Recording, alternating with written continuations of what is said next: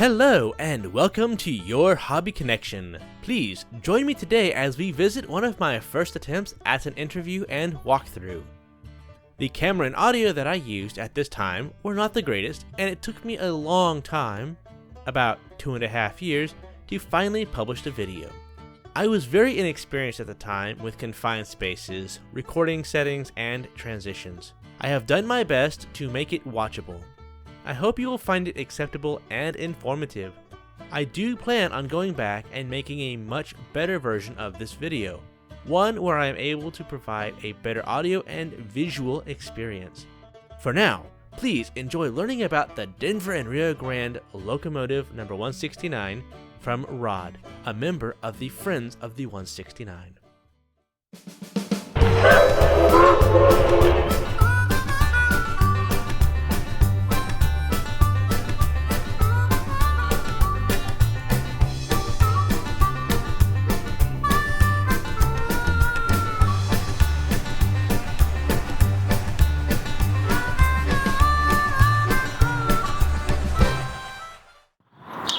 I'd like to welcome you to the 169. This is a narrow gauge steam locomotive. It was built in 1883 by Baldwin, and it was served on the Denver and Rio Grande Railroad around the Alamosa area. It was retired back in the 1930s, and back in 1939 the railroad took it out of mothballs and fixed it up and did a cosmetic restoration on it and took it to the World's Fair in New York. And after that, it was donated to the city of Alamosa. If you'd like to take a good look at the number plate on the front, you can see some ripples on the number plate on the front. And what that is the fingerprints from the gentleman making the sand casting for the 169. Those are his fingerprints.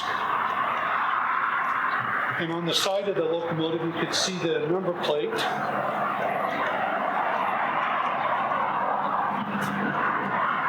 Which shows that it was built in 1883 here in Baldwin, in Philadelphia.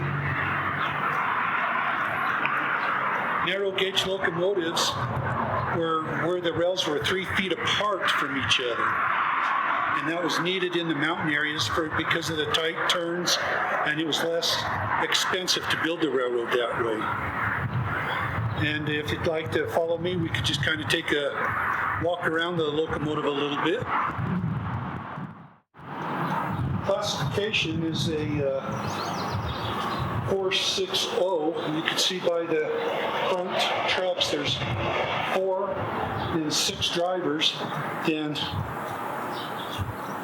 there's no other wheels behind the drivers. That is your 460. The classification is a T12 for all the railroad buffs out there.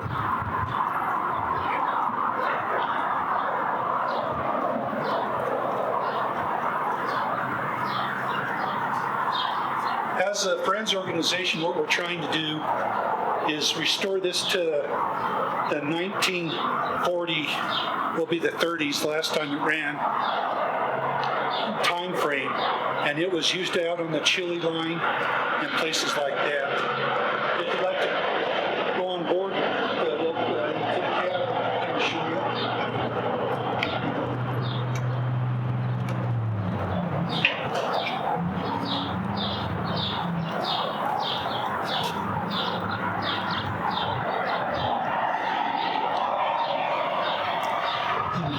The wooden boxes were actually original.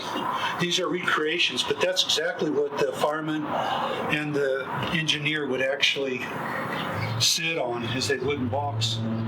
A lot of the gauges and stuff disappeared over the years, but if you'd like to just come on in and take a look at the inside here.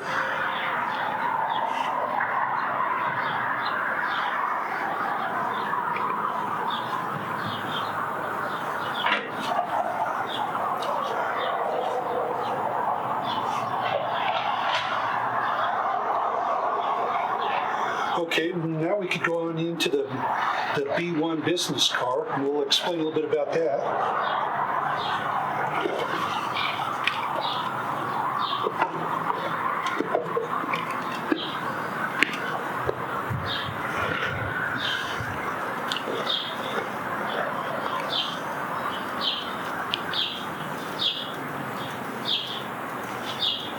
This car was built in 1880 by the Jackson Sharp Company. It started off as a passenger car. In the early 1900s, it was converted over to a business car for the president of the railroad. And if you follow me inside, we can show you some features in here.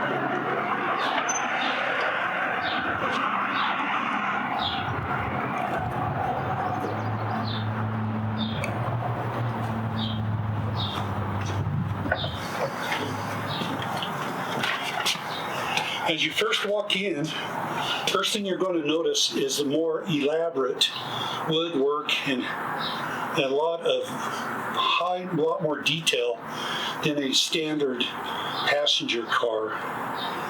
As you come in, the back part here was set up for the crew, and so this will be their sleeping quarter. This is a berth that will pull down, and then the little eating area, and these tables actually come apart and you could store them away. In the cupboard here, there's actually some tabletops in there, and that will also make into a bed down there. This particular place right here, this little door, as you open it, you'll notice how insulated it is. This was an ice box. And what the deal was, it put ice in the bottom and then the food on the racks, and it helped keep the food cold.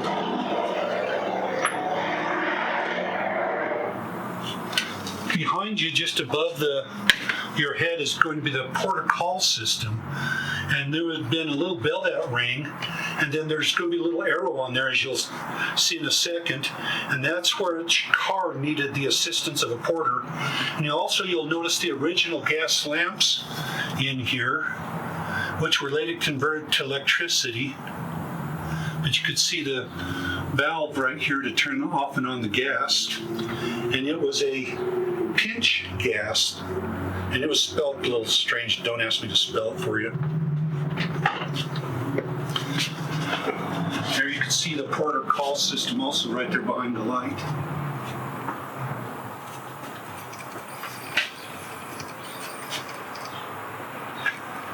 And that first door, which you see there on your right hand side, is the bathroom. And also we have the storage and things like that.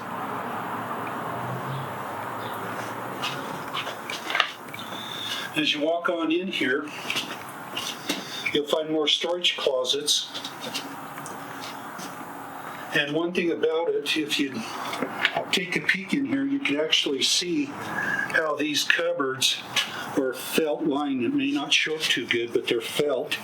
That's to help protect the dishes and stuff like that. As you come back into the actual kitchen here, the first thing that everybody notices is the wood-burning stove. And this is actually where they used to make the meals as they travel down the road. And on this other side, as you come in a little bit, you'll see where they would store like coffee and your different sugars. There's a sink with hot and cold running water. There is a storage tank right here. Half of it would be filled with ice and the other half with water, so you could have cold water. And then as the ice melted, it would just drip down to the outside. Then there's a storage box here to store the wood and the coal for the stove.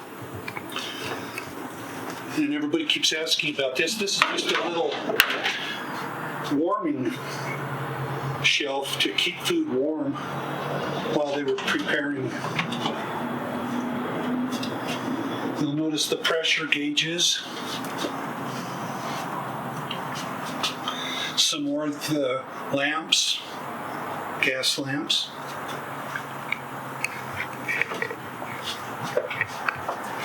And this room would have been a conductor's room, because there's a little desk in here where he could write, and there's also additional storage. And you'll see another gas lamp in here. We've got doors on each side, so that way they could open the doors when they get to the station and load up freight, food, and things like that. And then this last room,